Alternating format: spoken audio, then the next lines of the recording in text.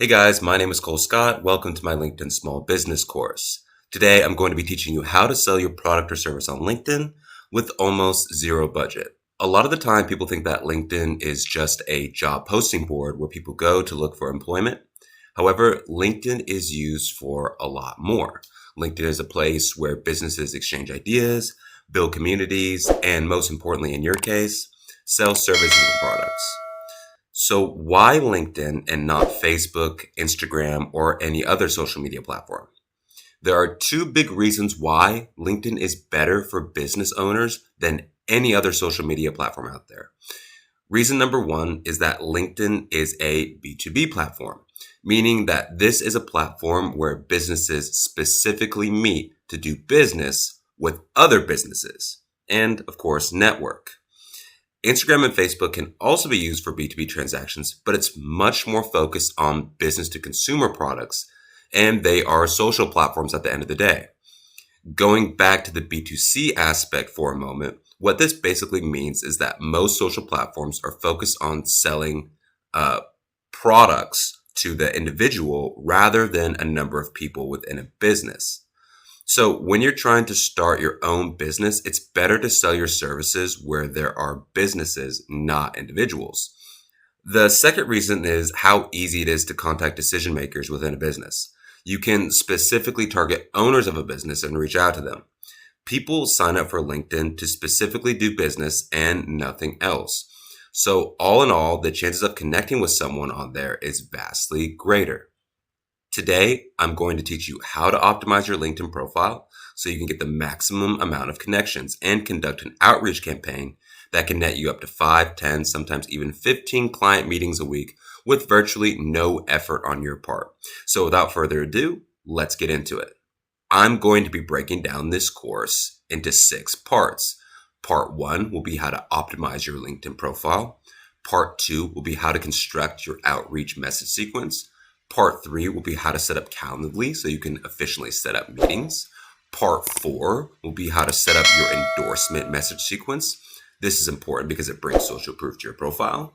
Part 5 will be how to set up your targeting on LinkedIn using LinkedIn Sales Navigator, which will be your only expense for this campaign. And as an added bonus in the 6th part of the course, I'm going to teach you how to close clients once you actually do get your meetings. So let's start and get into it with part 1, optimizing your LinkedIn profile. See you soon, guys.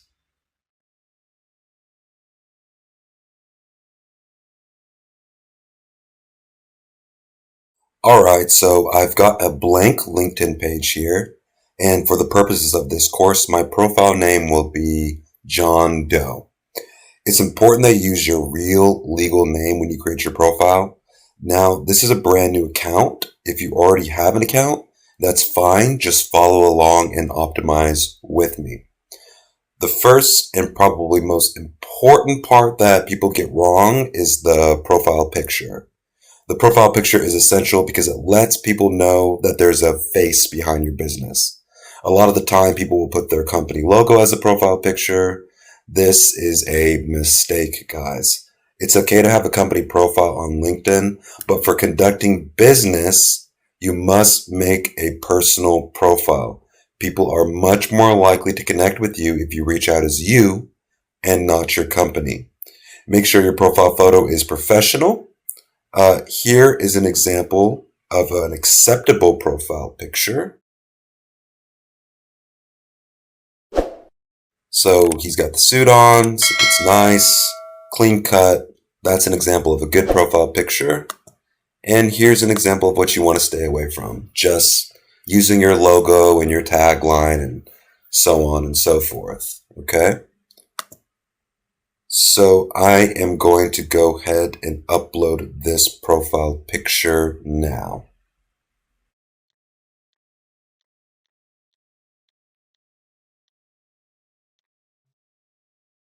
Okay, so under your profile photo, you'll have the opportunity to add a headline.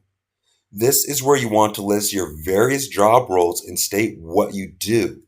This is important because this is one of the first things your leads look at when they land on your profile. For example, I wrote marketing manager SEO content writer, LinkedIn marketing specialist, and I ended with the headline, I grow businesses with powerful copywriting and marketing. This is an important formula to follow, guys.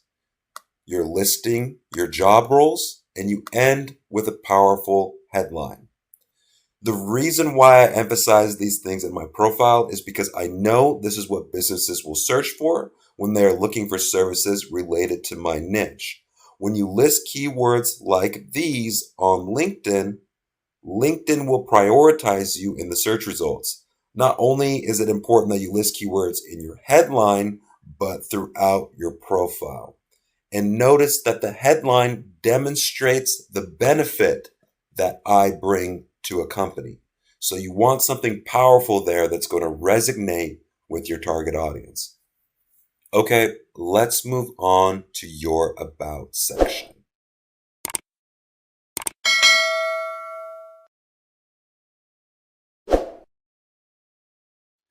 Right now, I want you to go to your bonus materials section and click on your bio creation template. You should be directed to a sheet that looks just like this. On this template, you'll have a list of questions that you need to answer in order to correctly formulate what you're selling into your bio.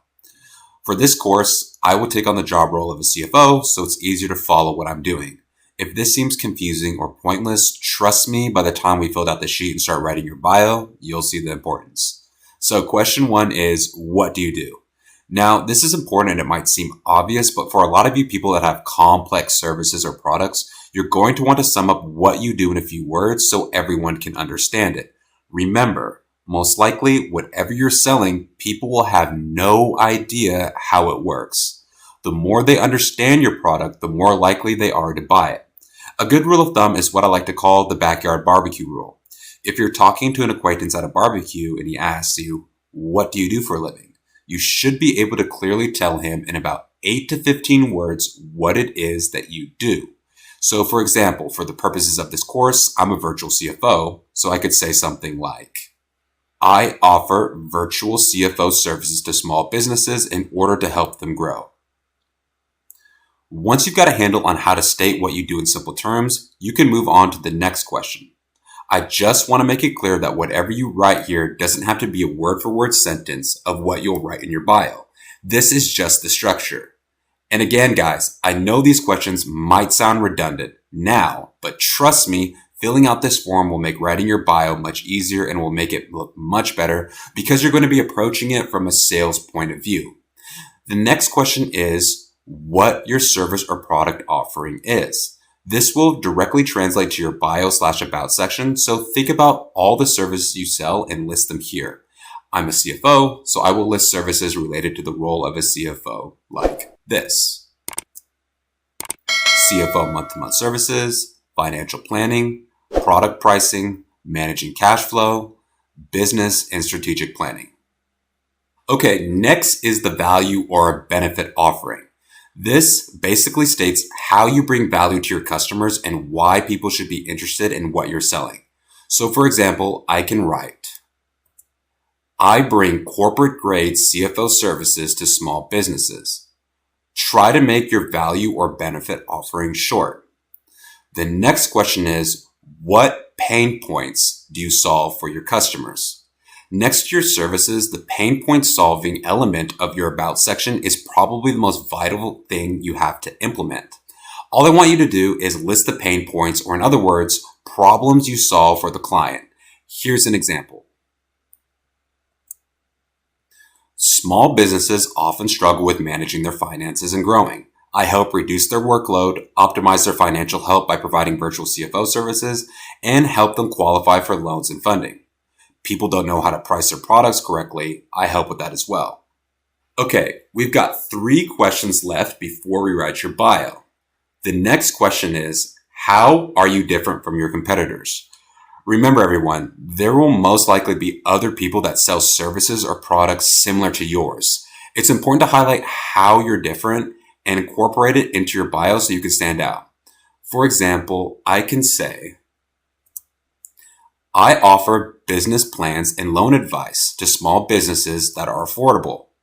And I can also say something like, I'm a virtual CFO who can operate from anywhere, and I specialize in offering services to new businesses. Whatever you can think of that makes you different, just list it here. The next question is stats related to your business. Okay, why is this important? By highlighting certain statistics in your bio, you can elevate the importance of the product or service you are selling. This is extremely critical because this will be the first part of your bio and it's designed to grab the reader's attention. For example, I can say 50% of businesses fail because they can't manage their finances. So just by saying this, I've established the importance of my product and backed it up with a valid statistic. The last question is target audience. Your target audience is who you will be targeting, what seniority level they hold in the company, and the company size. The biggest no-no you can do here is just saying everyone. By the time you finish this course, you'll have the mindset of a marketer/sales representative, and the biggest sin you can commit in that field is thinking your product is for everyone. Think of specific industries that can benefit from your product and try to always aim for a company size that is low. Targeting will come more into play once we get into the targeting section, but for now, it would probably be in your best interest to target a company size that is from 1 to 10 people or 11 to 50 people. Industries you can fill in yourself. Okay, we're done with the template. Now let's put all of it together and write your LinkedIn About section. See you soon, guys.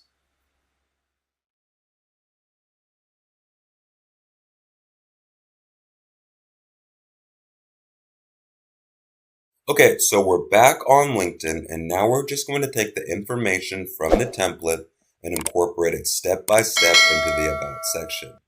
Remember, what I'm doing and what I've written is just a guide tool, right? If what I'm doing or the way I formulate sentences doesn't quite work with your product or service, feel free to change some things. Again, this is just a guide. So you'll notice that I've already filled out the About section. This was just for the sake of time. I will still walk you through this process and tell you what parts I took from the template and how I incorporated into the About section step by step. So the first line of your About section really has to grab the reader's attention. So remember that stat I told you about? This is where you want to use it. And I mean the stat from your template.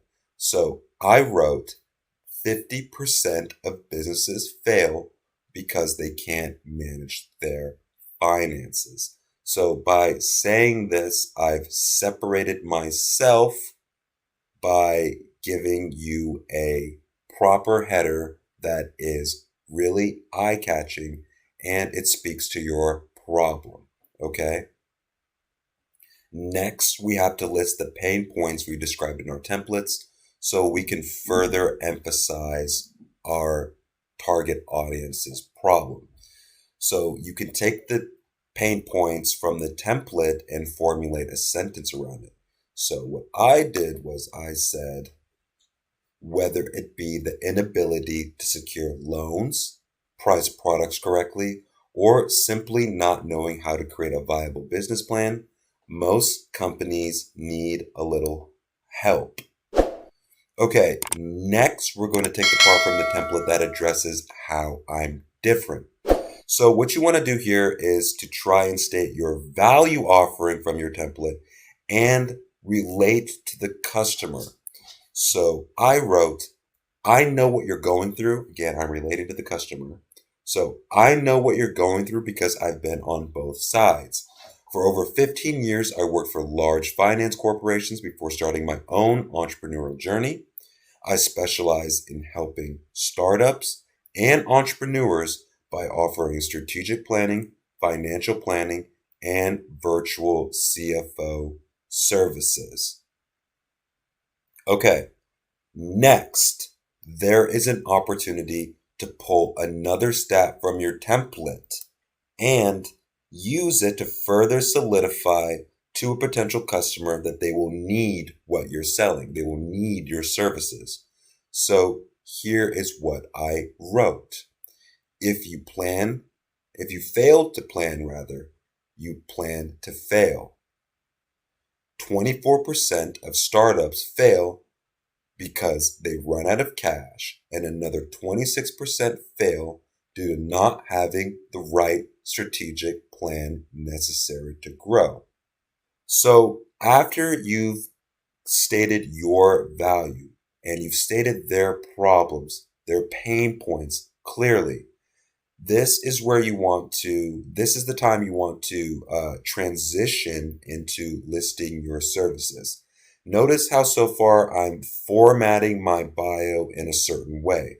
There are no clumps of text. I'm making my bio easily readable.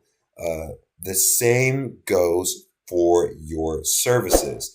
You want to make sure they stand out. So here's what I wrote, and I want you to pay close attention to how I formatted them. So I wrote, here's what I could help improve from the start. Number 1, cash flow. Number 2, profit margins. Number 3, costs. Number 4, strategic planning. And number 5, budgeting. So the final part of your bio would be to write your conclusion paragraph. All you have to do is further cement how you're different from anyone else, and with an email address where they can contact you or direct them to message you on LinkedIn. So in other words, this is your CTA.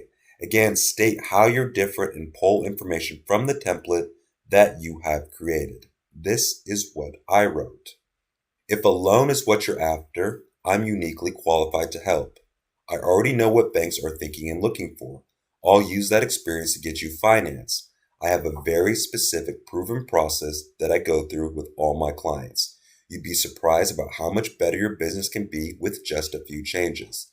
Learning how to optimize the financial health of your business is the first step to success, and the best part is it won't cost you a dime. You can email me at blank or click this link to book a free consultation. I look forward to being part of your company's growth and success.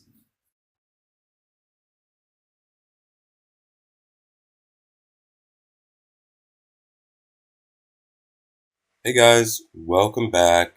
So we're going to finish optimizing our LinkedIn profile. The hard/fun part is out of the way. I really think writing about sections are fun. Maybe you don't, but perhaps with the template I gave you, it's become a little bit more fun or easy for you to kind of write that and kind of have a good time with it. So the next thing is a little bit more straightforward, and this is where you kind of get into the traditional resume building and stuff like that. And that is your experience, skills, education, recommendations, and interest sections. So let's start with experience. So as I referenced previously, we're kind of shifting into the traditional resume type format. So you only want to put your work experience, I'd say, if relevant, for the past 10 years. And the keyword is relevant, right? Um, if you're in sales, then you have like a part-time job as like a delivery guy. Don't put the delivery guy thing there. Just put stuff that's relevant to what you're selling. Okay. Um, on top of putting your title and how long you've worked there and stuff like that, provide a brief description. You don't necessarily have to do that for every company you've worked for, every job title. But if you've done something, list it. At least have one or two or three of them. Um, descriptions in your profile just to make it seem kind of uh, fleshed out and professional, right? People are only going to glance over this quickly, so don't worry about it too much. With your descriptions, I like to always like provide what I did for that company.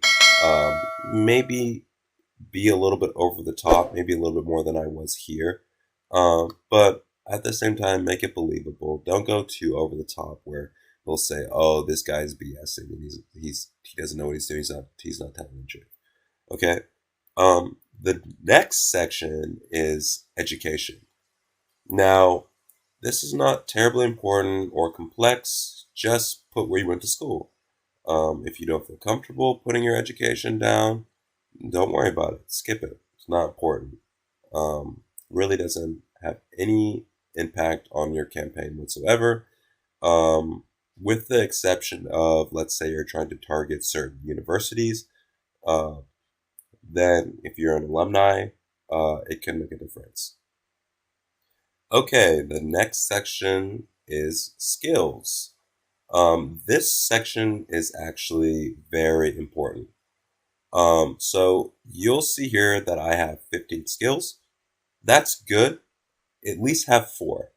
Not all people will be able to put 15 skills. But if you have at least four, that's good. And I'm not saying that in a way that, oh, I have more skills than everybody. No, that's not what I'm saying. It's just that my particular job has a lot of aspects to it, and therefore I can add 15 skills. Some jobs won't allow you to do that. That's all I'm trying to say with that statement. Um, the more skills you have, the better, but don't go overboard. Why you want to have skills is because of the algorithm. LinkedIn functions just like Google's algorithm. If you have certain key phrases on your profile, um, when people search for you on LinkedIn, you're more likely to pop up if you have these keywords in your profile, if you have these skills in your profile. So that's reason number one. Reason number two is visually, when people come to your profile and they see, for example, they want sales and marketing, boom, it's right there. Oh, they need SEO, boom, it's right there. Oh, they need writing, boom, it's right there. So, um, another important aspect is to have the skills that uh, people will be interested in most at the top. Pretty self-explanatory, I know, but when you're filling these profiles out quick, sometimes it's a missed thing, right? So just make sure you analyze your audience a little bit, and maybe you'll have to adjust this, right? Maybe you'll have to move these up and down a little bit, um, because you'll find that when you talk to people, when you begin your campaign, sometimes you'll be surprised. Maybe you thought that such and such service would sell well, but no, it's another service. So you'll kind of have to play around with this maybe a little bit. But just for starters, what you think people will be most likely searching for, just have them visible here, because people are lazy. They're not going to click on this. If they just see that what they want is not here, they'll move on. So it's really important. Um, Now, below you'll see this thing called endorsements. Don't worry about that now. We'll get into that in another section of the course. I'll go into detail about it and explain what what the benefit of those are. Okay, the next section are recommendations. I have a recommendation here. Guys, don't waste your time with recommendations. I'll explain what they are really fast. So let's say you did a great job. It's kind of like a review, right? So if you did a great job for someone, I met this guy on LinkedIn. I did a great job for him, and then in turn, he gave me a recommendation. I didn't ask for it, but he was cool. Um, he was a really cool guy, and he gave me a recommendation. I really appreciate it. Um, but to get these organically, it's going to take you a lot of time, and it's not worth it. Don't try to stack these up before you launch your profile. It's just going to be a huge waste of time. Now, endorsements, on the other hand, they do matter, and they are really easy to get. And you can get 99 plus endorsements for each of your skills um, in, maybe a week if you try. So, and it really doesn't take a lot of effort. But again, we'll get into that later. And the last section is interest. Don't worry about this. Long story short, doesn't matter for your campaign. Um, just don't worry about it. So that is it for optimizing your profile. Pretty self-explanatory. Once you get past the about section, it's just your traditional resume. Just keep it relevant, keep it simple. and make sure your most important skills are here because, again, people won't be able to see them all. Okay, guys, that's it for this section. I'll see you in the next one.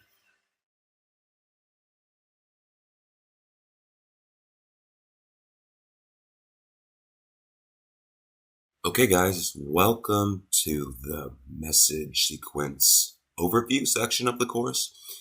I won't be breaking down the specifics of each message. That'll be in the next section.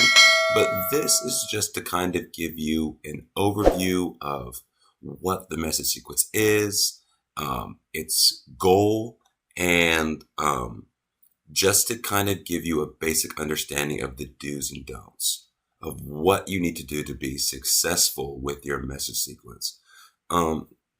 I get a lot of messages, sales messages, on my own personal LinkedIn account, and I never respond to them. Why? Because they're all the same generic message that basically say, oh, we are a great company, we do this and this, please let's collaborate, blah, blah, blah. That doesn't work. And I get a lot of comments about how, oh, it's better to personalize your messages. In marketing, it's always better to personalize your messages. Don't do a message sequence. I generally agree with that statement, but with something like LinkedIn, no, I don't agree with that.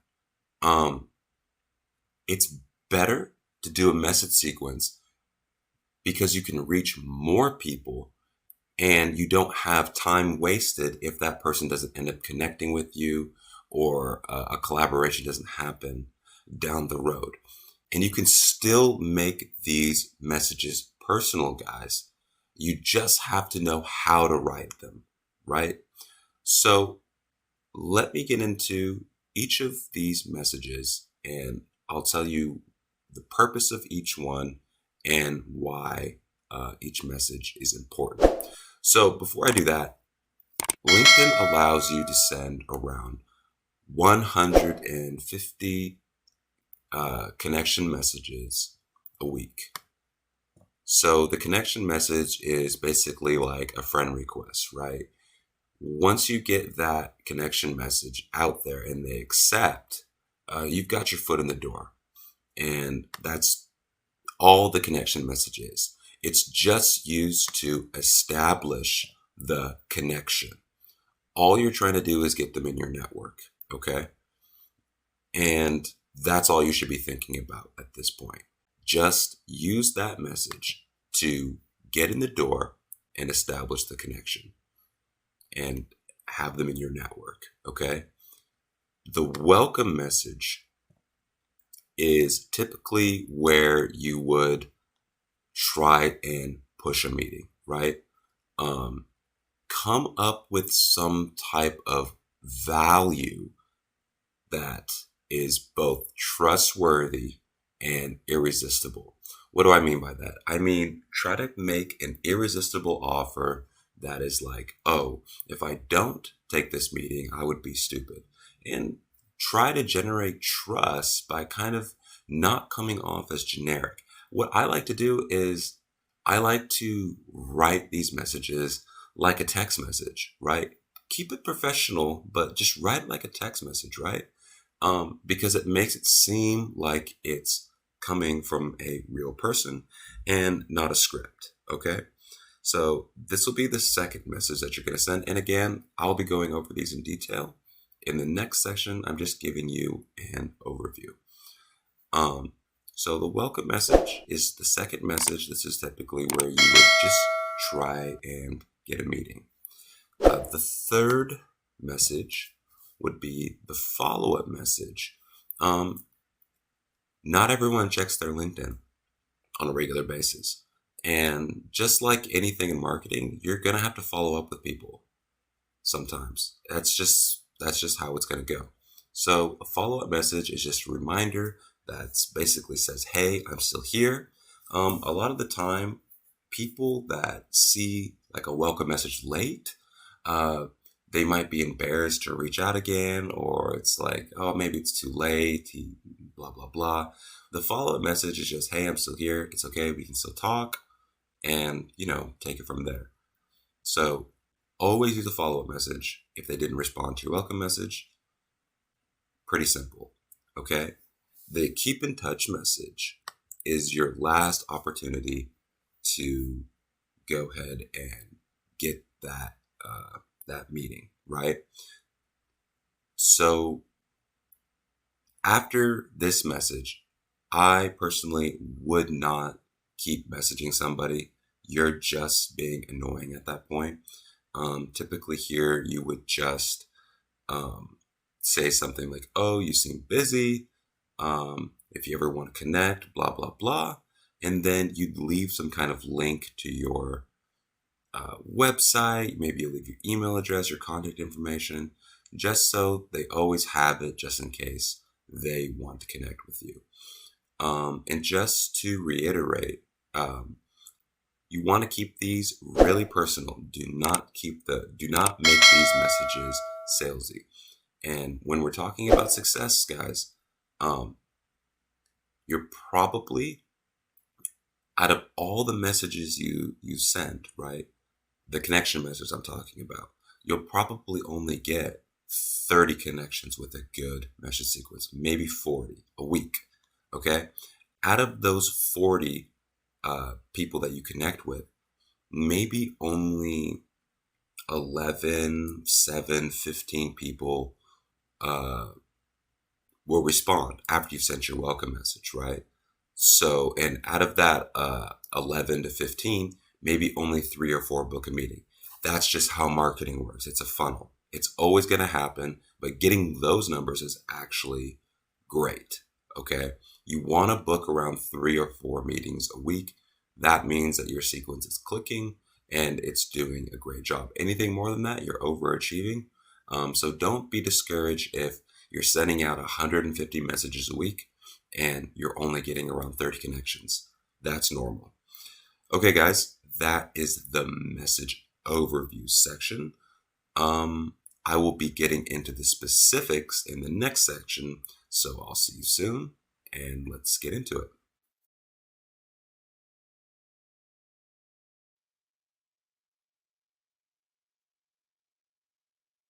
The first message is the connection message. As I said before, the connection message is used to just establish the connection. The only goal you have here is to get people to accept your message in most cases. 2 mistakes that people make with the connection message is, number 1, trying to sell something by giving prices, or going really hard after the sale. Don't be aggressive. I found that trying to establish a connection under the guise of trying to build your network works best. A good way to think about it is to try and make your message seem random and not planned out. People get salesy connection messages all the time on LinkedIn and don't respond to them. Just offering them a connection for networking purposes is really low stakes and has a higher chance of ending up as a connection. The second mistake people make is making their connection message too long. So with the connection message, you don't want to send a whole paragraph of text. People don't like reading. It's just like if you were to write a text message. If you see a block of text from somebody, you're not going to want to read it. It's not pleasing to the eye, and it's kind of a lot of work.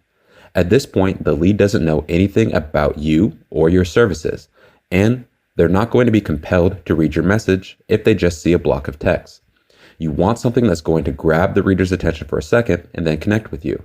A general rule I like to follow is to make your connection message between 20 and 40 words, which equates to about 1 to 2 sentences. Again, don't mention anything about price, even if you feel yours are competitive. Try saying something like this. Hey, first name, I'm trying to expand my network and would love to have you in it. Hope we can connect. This might seem a bit lackluster, but in actuality, there is nothing in this message that someone would object to. The skill that you have to develop is going from this connection message, which seems random, to a message that will get someone to want to sit down with you. Let's move on to the welcome message. The key here is to try and get a meeting. Now again, there are 2 mistakes that people make with the welcome message. Number 1 is talking about price. You never want to talk about price on LinkedIn. You want to do that once you've scheduled the meeting. And there are a few reasons for that. Number 1 is people feel pressured when they see a price and they might withdraw or not even respond. Another reason is maybe a company sees a price and it's not within their budget. If you mention price, you have a chance of totally losing the lead altogether. Whereas if you were to talk to them about pricing in the meeting, there's kind of room to negotiate and demonstrate the value of what you bring. This is especially true if you're just starting out. It's a good idea to be somewhat flexible with your prices.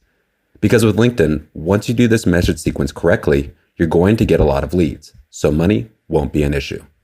The second mistake I want to highlight is, again, length. The same rule applies as it did with a connection message. You don't want to make your welcome message too long. Now, on the other hand, your welcome message can be quite a bit longer than your connection message. A general rule I like to follow is to make your welcome message anywhere from 40 to 80 words. If you have a complex product or service, then you could even bump that up to, let's say, 90 words, but that's really pushing it. So in the welcome message, I first like to start off with thanking them for the connection. Then I like to mention something about their brand that can apply to any lead so I can build rapport. After that, then you can go into a very low-key sales pitch. Remember your template where you stated how you're different along with the pain points you solve? This is where you want to again implement them. At the end of your message, it's vital to ask for a meeting. Now, I don't like to say things like, hey, book a free consultation or let's book a meeting. Anything formal like that creates pressure and it's a turnoff. A lot of what will make you successful on LinkedIn is how you say things. Simply ask them for a chat sometime. Or you can state something like, whenever you have time, let's meet up for a virtual coffee. Just be friendly and helpful. Always keep in mind that LinkedIn is a very informal space. Don't treat your LinkedIn outreach like a newsletter. There are certain words and phrases that will make a message sound recycled and salesy. I like to call these buzz phrases. Let's go over an example. I had a client that came to me for help with his message sequence. He sent me a draft of what he'd been using prior to meeting me and asked for advice. I immediately knew his problem. Right now on the screen, I'm going to post his original welcome message. I'm going to read it and let's see if you can pick out what's wrong with it. Hi, first name. I hope you're having a great day. I speak with a lot of HR practitioners like you, and most of them report how difficult it is to create an inspired workplace these days. If you are like most of my clients, you are acutely aware of how much disengagement employees are costing your organization in terms of performance, productivity, and profitability. I have a resource you might be interested in, which many existing clients found really useful. I didn't put the link here in order to protect his privacy, but he included a link to his blog. What do you guys think is wrong with this message? What words or phrases stand out to you? I'll give you a second. Okay, the main problem with this message is that it reads like an automated email. It's even got a link to a blog resource like an email newsletter would. But what words make this message sound automated? For starters, how many times have you heard someone say, I speak with a lot of blank, like you? That's a buzzword phrase. As consumers who are constantly on social media, we are programmed to block out phrases like this that we've heard over and over and over again. And on a second note, have you ever received a message from a colleague or associate that sounds like this? Probably not. So at this point, this message doesn't even sound human. Let's move on to the second problem, which starts in the second sentence. The message starts with the phrase, if you are like most of my clients, then you are acutely aware. To me, this automatically screams automated. Basically, he's having a conversation with himself. And again, he starts with the buzzword phrase, if you are like most of my clients. Now, you might be wondering, how can you pick out buzzword phrases? A lot of this is experience, but here's a simple rule. Read it out loud. Would you actually talk to someone like this in real life? If the answer is no, or you are unsure, that phrase doesn't belong in your message. Sometimes I don't even like to use proper grammar on purpose just to make it more casual. Think about it as like a text message. On the other hand, I stay away from using abbreviations like LOL, BTW, stuff like that, because this comes off as unprofessional. A good example of what I mean would be, would love to chat sometime when you're available, instead of, I would love to chat sometime when you're available. This just makes it seem more personalized and not an automated message that everyone gets. Because who would write a script like that? It's all about sounding like a real person, and you're coming across as someone who's more authentic. Unfortunately, I can't post my updated version of this welcome message because it would violate my client's privacy. But what I can do is give another example of a good welcome message a CPA would write. Keep in mind that if this was a real campaign, I would have constructed a connection message that would flow into this welcome message. Hey, first name, really happy we connected. I'm a CPA and love helping small businesses discover where they're leaving money. If your business needs funding to scale, usually I can help you secure it. Businesses your size will qualify for funding 99% of the time, and I can think of a few opportunities that should translate into easy wins. But I need to understand your company a bit better first to make sure you're eligible. Let me know if you're interested in chatting about the possibilities. Happy to break down the options. With this message, I've come across as more authentic. I've demonstrated my value and addressed a pain point that many small businesses have. In a nutshell, I've given my lead an irresistible offer, which should be the goal of your welcome message. And again, notice the grammar and word choice here. Instead of saying, I'd be happy to break down, I said, happy to break down. I also started a sentence with but, because in a normal conversation, sometimes you start sentences with but. The message is a bit long, however, every sentence has value. If someone responds to your welcome message and they're saying, hey, what's the price? You have two options. If you have a more of a low ticket item, meaning that your service or product doesn't cost a lot, then you might get away with selling. But even then, it's better just to meet with them. Just state that you really can't determine a price without knowing more about them. Okay, so that's the welcome message. Now, before I move on to the next message, I kind of want to talk about how to respond to a lead that is really interested after the welcome message. An example could be something like, hey, I'm super interested. I always wanted to learn more about this, or wow, you caught me at a really great time. I was really looking to get into this blank product or service just a few days ago. It could be something like, hey, sounds great, would love to know more. When you get a message like this, the next thing you have to do is take initiative. You'll want to respond as soon as possible and send them a link to your Calendly so they can book an appointment with you. So what is Calendly? How do you set it up? And why should you use it? Let's jump into that now and set it up before we continue the rest of the message sequence.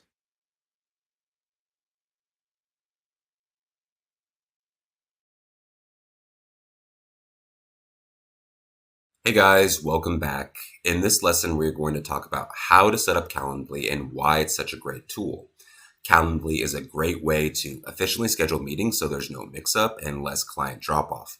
What I mean by mix-up is, let's say someone is really interested in talking with you. They say something like, hey, I would love to meet sometime. You can mention a time, but maybe that specific time doesn't work for them. And then you mention another time, but guess what? That lead didn't respond because these people generally don't spend their whole day on LinkedIn. Time is of the essence. Remember, they don't know how valuable you are yet. Going back and forth with a potential client is a sure way to have a lot of client drop off, even if it's just a few extra messages. Calendly is the industry standard as well, and they literally only have to click two buttons to schedule a meeting with you.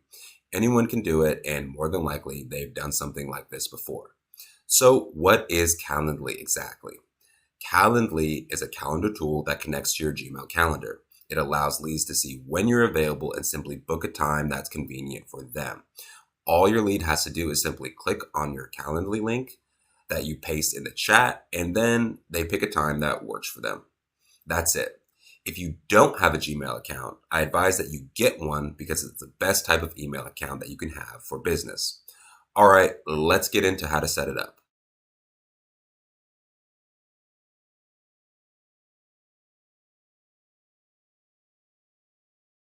Hey guys, welcome back. In this lesson, I'll be telling you how to set up Calendly. It's really simple. All you need is a Gmail account and you're good to go, basically. So once you've got your Gmail account, just type in Calendly into Google or www.calendly.com and you'll be taken to a page that looks like this. All you have to do is click sign up with Google, and then you'll be taken to a screen where it's going to say which account do you want to associate Calendly with. Just use your business email and make sure you allow Calendly access to your Google Calendar, because that way it'll check for conflicts. So let's say if you have a meeting at 5 with someone, already Calendly will know, and that space will be blocked out and a user will not be able to schedule a meeting for that time. So it's really convenient in that way. So just make sure that you allow Calendly access to your Google Calendar so you don't have any time conflicts. So I've clicked allow. Now I'm taken to this screen here because I already have an account. but you will be taken to another page that will ask you to come up with a meeting link name. Just do what Calendly says, right? It says to come up with a meeting link name that associates with what you're doing, right? So, for example, mine is Cole Marketing Meeting. Really simple. I'm in marketing.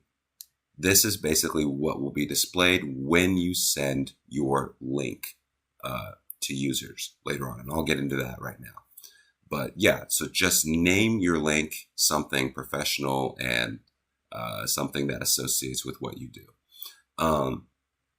All the other filters and things like that, those don't really matter, except for make people be able to schedule meetings no more than 60 days in advance. Why 60 days? Because sometimes people go on vacations, they're out of town. It happens all the time, guys. So you want to have some flexibility there, but don't make it so far in the future where there's going to be some conflict. So 60 days is the optimal time that you can give people to set meetings in the future for. And typically you want to make your meetings 30 minutes. I don't like to go anywhere above 30 minutes because 15 minutes too short, 10 minutes too short. 30 minutes is that sweet spot. And you're basically telling them that, you value their time. You're not going to keep them for a long time. And what typically happens is if a meeting is going well and they don't have anything to do, once they're in the meeting, that will it'll just be a naturally longer meeting. And sometimes you'll meet for an hour and 15 minutes. But you're just starting with 30 minutes, so just be conscious of their time. And it just gives you enough space to be able to communicate what you're selling, demonstrate the value of your company, and kind of have a base, right? Of, to move forward from. So make sure you have 30-minute meeting. Don't go over that, and set your calendar so that they can schedule meetings up to 60 days in the future.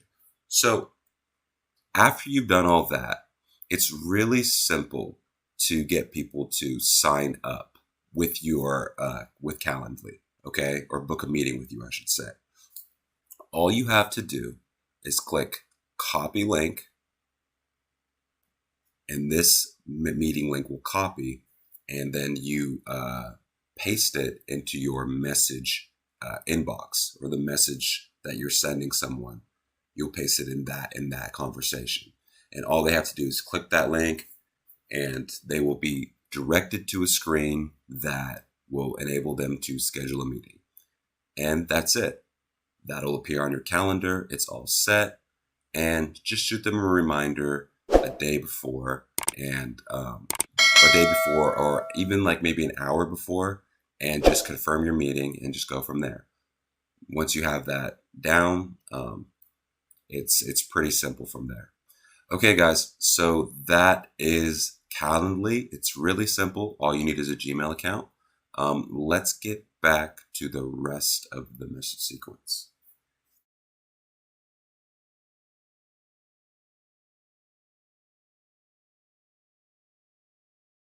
Hey guys, welcome back. So the next message that you'll be constructing is the follow-up message. As I said earlier, not everyone will see your welcome message. So the follow-up message is just to ensure that they've seen your message and give them another opportunity to respond to you. A lot of the time, people won't respond to your welcome message. It's normal, but they will respond to your follow-up message. So your follow-up message should not be pushy. That's critical. It's just a reminder that you're still there. So again, you can construct something like this.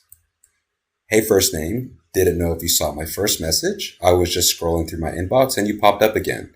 Let me know if you're available for a chat. I really think I can be of some help.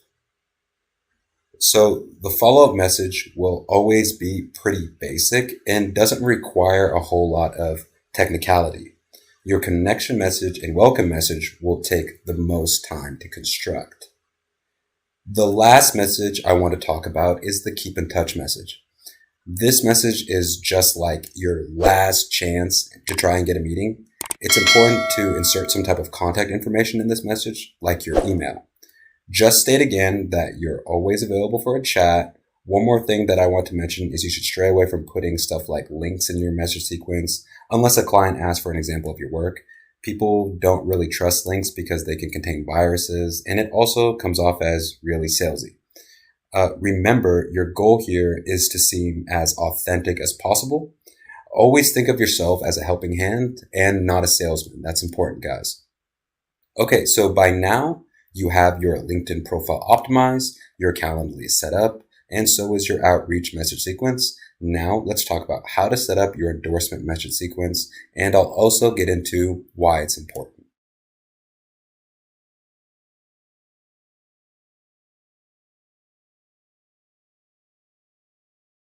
Okay, everyone, we are now at the endorsement section of the course. First, let me explain what endorsements are. So if you go to a profile in LinkedIn, you'll of course see a given profile skills. Right next to those skills, you'll see something called endorsements. Endorsements are basically social proofs that prove that you know what you're doing. When someone lands on your profile, there's a good chance that they'll look at your endorsements. LinkedIn shows 99 endorsements per skill. After that, it'll just say 99 plus. It's not terribly important who endorses you. It's more important that you just have the number next to your skills. You might be asking yourself, oh, how do I get endorsements? That's going to take a lot of time. No, it won't. LinkedIn actually makes this really easy. On LinkedIn, you can swap endorsements with other people who are also looking to grow their endorsements by joining endorsement groups. So I'm going to go to my LinkedIn profile now, and I'm going to show you how to do this really quickly. So let's get back into LinkedIn so I can show you how it's done.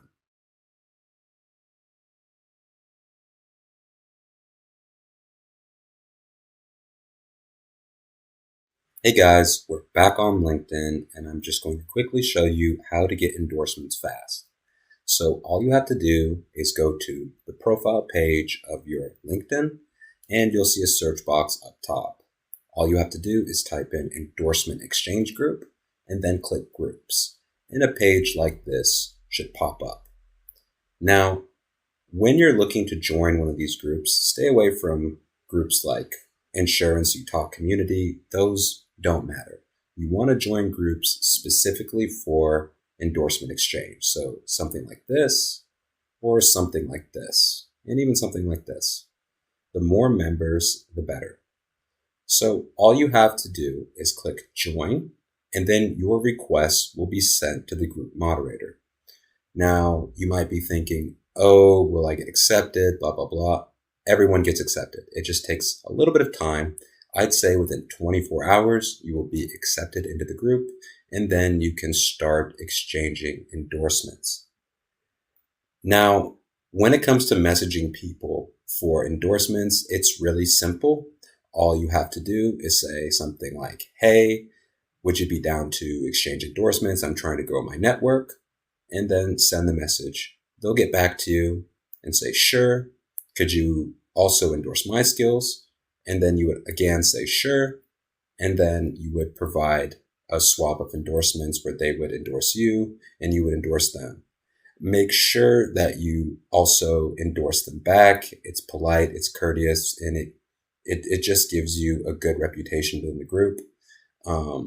I've had some rather bad scenarios where I've told people about this group and they didn't exchange endorsements. They just accepted the endorsement from another person, and it just wasn't a good situation. So just make sure that if someone takes the time to endorse you, you also endorse them back. And that's it, guys. It's really simple. I'd say you need around 2 weeks, 1 to 2 weeks to get 99 plus endorsements. You don't have to wait to start your campaign. You can start it with around 70 endorsements. That's fine. Just make sure you have a high number, and actually the higher the better. If you're not pressed for time, just wait till you have 99 and then start your campaign. Okay, guys, that is how you get endorsements fast on LinkedIn, and I will see you in the next section.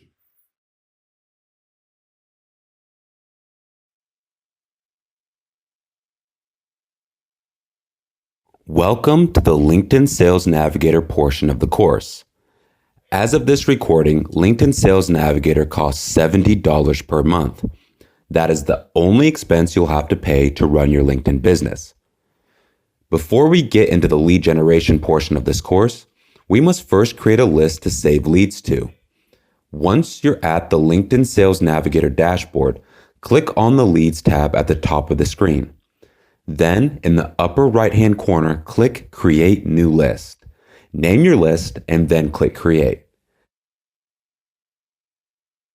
Now, click on the Lead filter. Now we are on the LinkedIn Sales Navigator Lead Gen page. This might seem complex, but it's really not because you won't need half of these filters. Let's talk about how it works. Most services, and I'm talking generally here, that you sell will be to small businesses. Why? Because a lot of businesses that need products and services are just starting out, and they're relatively small. With that being said, let's talk about company size. The price of your product and your current standing in the market will determine which company size you should target. Always keep in mind that the smaller the company size you target, the higher the probability of making a sale. For example, financial services, SaaS services, or technology services with a company size of 11 to 50 will most likely be able to afford a monthly service that costs anywhere between $200 to $3,000. The top of that spectrum, being a company size from 40 to 50, will generally be able to afford a product that costs $2,500 to $3,000. A company size of 30 to 40 will be able to afford $2,000 to $2,500. A company size of 20 to 30, $1,500 to $2,000, and a company size of 1 to 20, $200 to $1,500. These are, of course, general guidelines, and some companies, regardless of size, will have more money than others. On top of that, you have to take into account the market price for services/products similar to yours. The next thing you want to look at is the seniority level. Most companies with 1 to 10 or 10 to 50 people won't always have formal departments, and a lot of them won't be decision makers. A good rule to follow is to target either the VP, CEO, owner, or CXO. Once a company size exceeds 50, it will be harder to get in contact with the top decision makers. So, for example, if you are selling marketing services and targeting companies above 50 employees, you could target someone like the head of marketing instead of the CEO to increase your chances of a successful outreach. Now, let's move on to which industries you should target. Go back to your template for a second. Really think about who would need your product or service the most. Remember to stray away from thinking your product or service is for everyone. I'll give you an example. If I'm in financial services, I'm going to target law practices, retail, cosmology, etc. I know that these companies typically have a tough time pricing their products and will probably need help managing their funds. One thing I want to mention is, let's say you have a specific niche that you know you can't help or don't want to deal with. You can go to the exclude filter here, so these companies will not show up once you start searching for leads. Okay, let's talk about the function filter. Within industries, people will obviously have different job titles that you may or may not be interested in targeting. This is where the function filter comes in handy.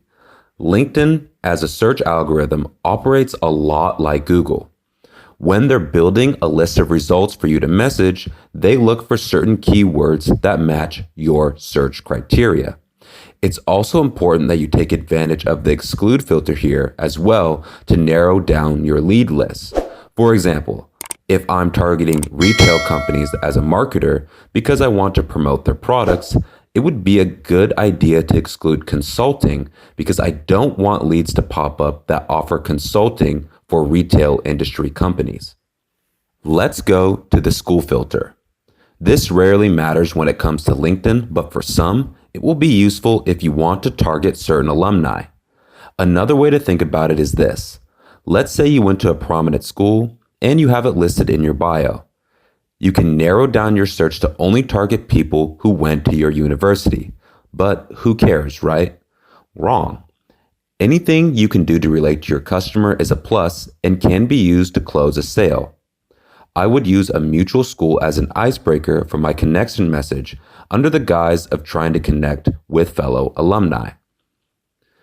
So, although you probably won't use the school filter a lot, if you want to mess with it a bit, it's worth a shot. I've actually had some success with this strategy in the past. Okay, let's move on to years and current position. You won't need to use this filter in the majority of your campaigns. If you're really trying to target newer companies, you can use this as a way to narrow down your lead list by selecting a low years and current position filter along with using the owner seniority filter. Years and current company is a better way to do this because if we target owners and CEOs, we basically know how long they've been in business.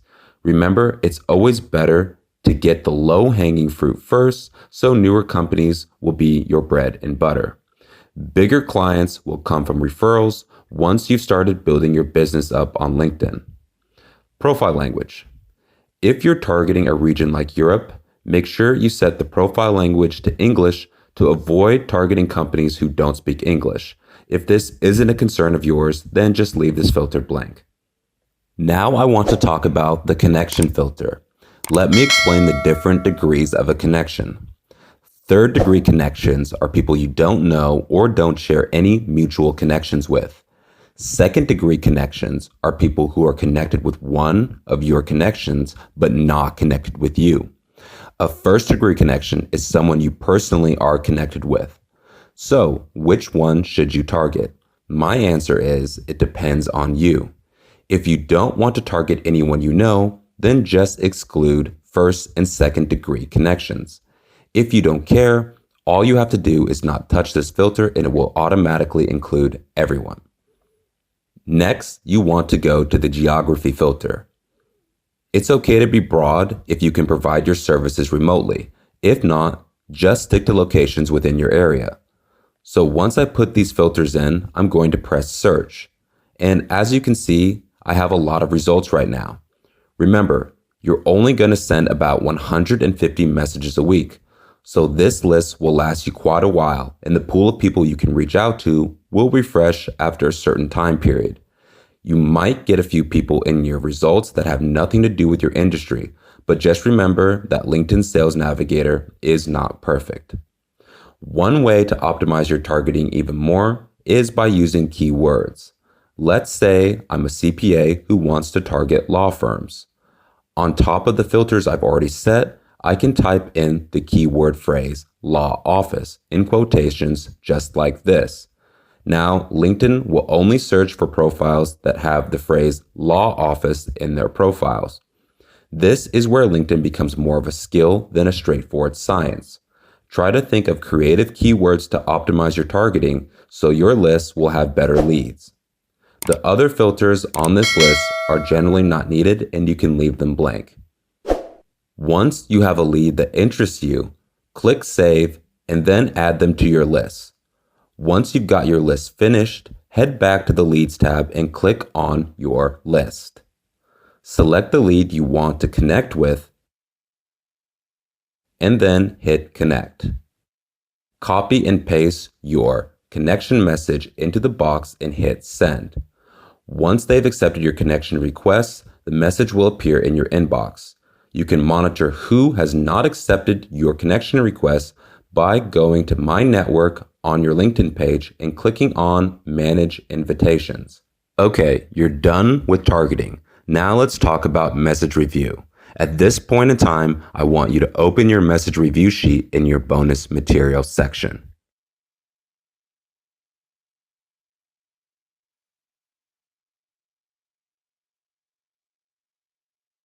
So this is your message review sheet.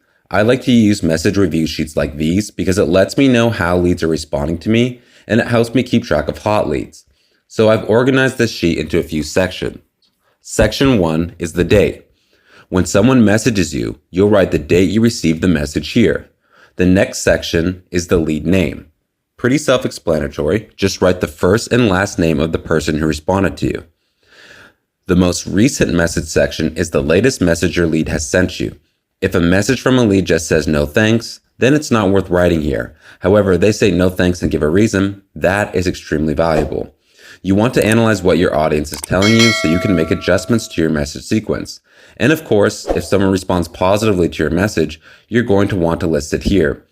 The action item section is used for things you want to take note of. For example, a lead might say, email me or ask for something.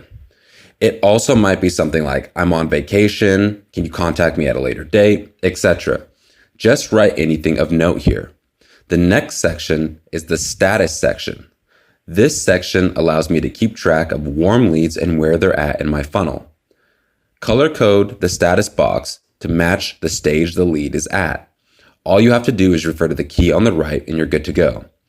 Now for leads who are not interested, you can skip this step, but everyone else should be color-coded according to where they're at in the decision process.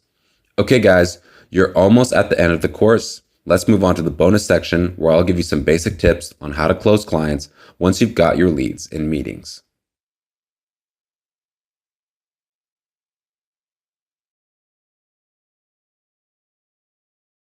Hey guys, welcome to the bonus section where I'll be teaching you how to close leads once you get them in meetings. Now, a lot of the time, your message sequence will not be the problem. Your targeting will not be the problem. You'll be getting 4 to 7 meetings a week. However, once you do get those clients into meetings, some people will have trouble closing those meetings because of lack of sales experience. And that's normal, but it's a problem that can be fixed provided that you follow a few simple steps.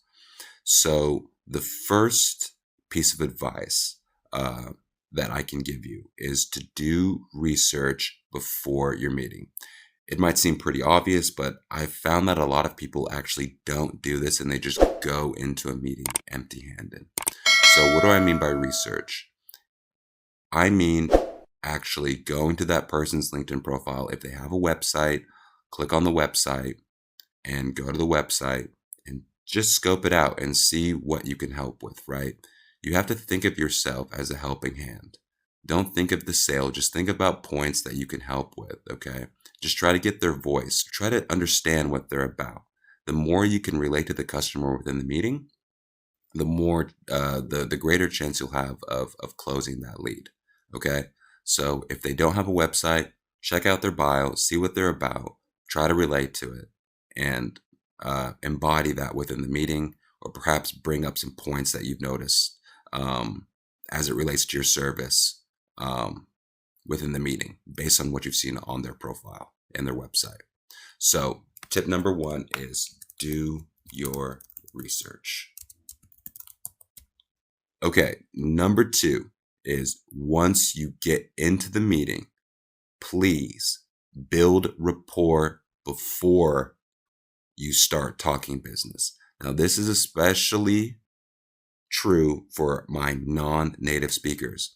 A lot of the time, especially my Eastern European clients, when they were doing these things before, they were just going right into business, not exchanging pleasantries because it's more of a direct culture.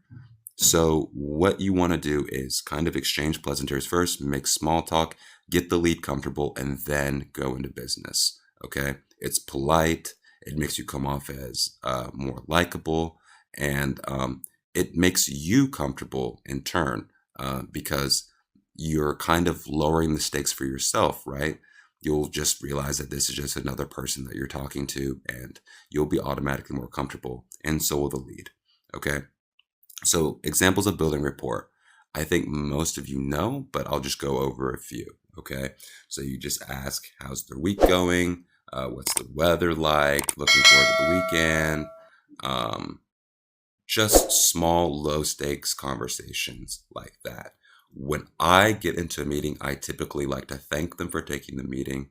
So I'll say something like, hey, Sam, how are you? Thanks for taking the meeting. How's your week going? and then they'll go on, and then you say something about your week, and then move on to the next topic, which is what I'll get into right now. So, second tip is build rapport. Okay. The third tip is to direct the conversation, but don't lead the conversation. So once you get done exchanging pleasantries, the lead is going to kind of pause and not know whether to take the lead or not, or they won't really know what to do, right? So take the lead in this instance, but don't talk too much. And I'll tell you what I mean. So when you've exchanged pleasantries, then you take the reins and you have to say something like, so Sam, tell me a little bit about yourself, or tell me a little bit about your business. Okay. You're number one, taking the pressure off yourself for you newbies out there, because you don't have to start off by talking about your company, because that can turn into a whole nother can of worms that you don't want to open, and you can start making mistakes when you do that. So the first thing you want to do is you want to ask them to talk about themselves. Okay. That's number 3.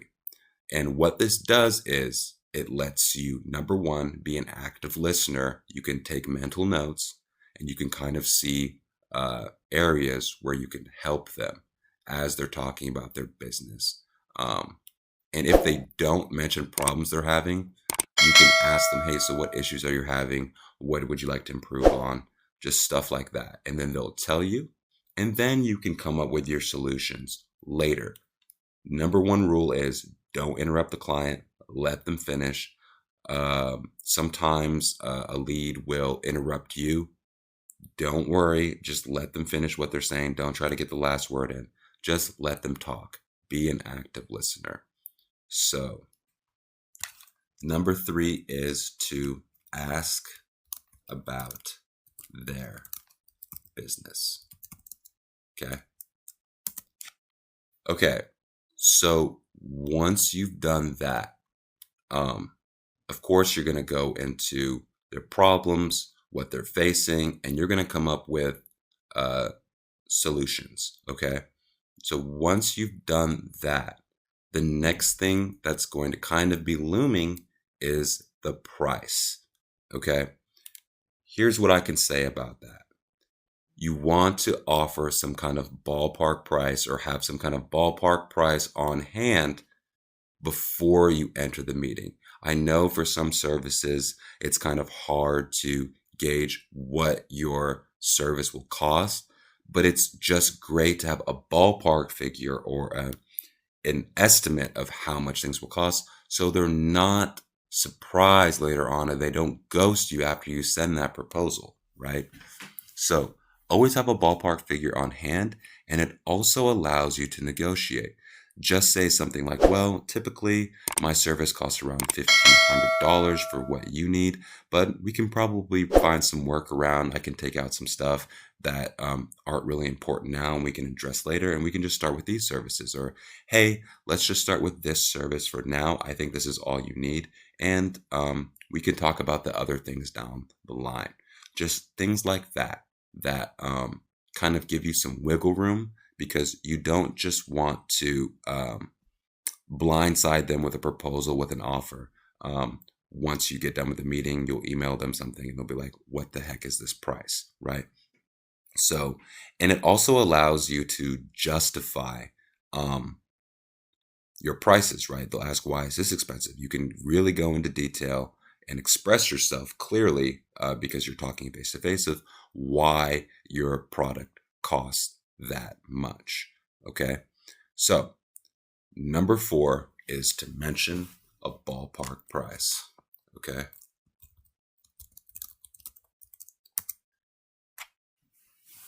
Okay. Number 5, offer some kind of money back guarantee. Now, a lot of people will say, don't do that. It's not worth it. People will take advantage, blah, blah, blah. Okay, here's what I'll say. If you have a service, especially if you have a service that's month to month and needs time in order to be effective, like let's say maybe, I don't know, you're selling some kind of IT service and it's going to be like a month to month thing. they're not just going to walk away with what you've done just and not pay you. Okay. I get that a lot from people. They'll say, well, I don't want to offer a 30-day money back guarantee because I feel like they'll just walk away with what I've given them. Okay, that's 99.9% of the time not going to happen. What a 30-day money back guarantee does is it just makes them trust you more. Wow, they're willing to give my money back if it doesn't go well. Or if I'm not happy. That must mean they're really confident in their service. So it just kind of gives you a little bit of a trust factor. So offering a 30-day money back guaranteed is something that I would suggest you do, especially for lower ticket item services. Okay. If it's a high ticket item you're selling, I understand if you don't want to offer a 30-day money back guarantee. But if it's like a lower ticket item, or perhaps maybe you can even start them on a lower ticket item and then direct them towards the higher ticket items later once you gain their trust, that's optimal. So try to offer them a lower ticket, meaning a low cost service, and offer them a 30-day money back guarantee with that and go from there. That'll just boost your trust factor. And again, all of this should be in writing in a contract. You can use a number of services for this. I personally use Proposify for my contracts. I feel like it's really easy and it's really professional. But offering a 30-day money back guaranteed is going to significantly boost your closing rate. The next tip I would say is probably one that people make mistakes with a lot is when they send the proposal. Send the proposal within 24 hours. Don't wait, because people will forget about you quick. Okay. You want to send that proposal as soon as possible, within 24 hours. And if they don't respond, follow up. And trust me, if you've taken the time, if the meeting has gone well, they'll at least respond to you. Okay. So send the proposal within 24 hours and you'll most likely get a response. I know some people like to wait. Just don't wait. Okay. Send the proposal as soon as possible. So those are my 6 tips to use to close more leads in meetings. I hope you found that helpful. If you have some unique issues that you're dealing with when it comes to sales, feel free to message me and I will try to clear up as many of those as possible, because I know a lot of you have complex services and you're going to need unique advice. This was just a basic overview that I felt like applied to everyone. So thank you for tuning into this section, and I will see you soon in the outro. See you later.